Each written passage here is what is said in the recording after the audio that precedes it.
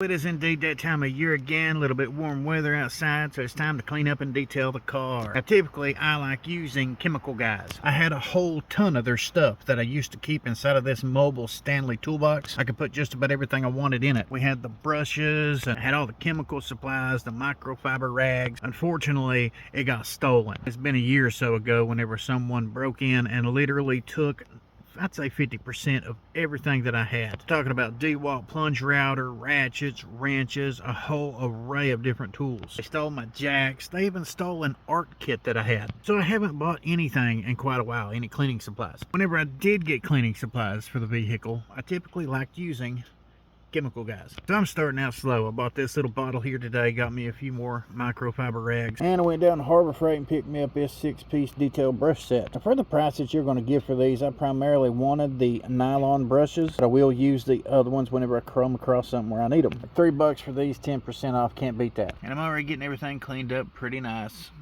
But I also went down to Lowe's. Everybody needs them a little detail kit. This one's from Shop Vac. It was like 15, 16 bucks, something like that, plus $15 for this adapter here. That'll help you get in all those little cracks and crevices. Like I said, I had a ton of different things that I used, way more brushes, but I guess you got to start somewhere. Whenever something happens like that, all you can do is just save your money up, go buy it back, and you know, do your thing. Also, while I was at Harbor Freight, I picked up a 10 and 12 inch of these. I had an 8 inch that I had been using for quite a while. I had it a few weeks back and I must have left it somewhere, so instead of just going back buying the 8 inch, I figured I'd go ahead and try out the 10 and 12, especially considering the 10 in the V-jaw and the straight jaw is currently like 27% off, so I did pick up both of those. I got 10% off of any one item in the store, so I chose to put that on this one right here. And I went with the free paintbrush. They had some zip ties, paintbrush, and a 6-in-1 screwdriver. I have a 6-in-1. They're really useful. Throw them in your car, in your work truck. You can have them things anywhere, but since I've been doing some painting, I decided to go with this. Now anybody who watches my channel knows I'm not a big Harbor Freight guy. I've never jumped on Harbor Freight, used a ton of their tools, have tried out a few things here and there.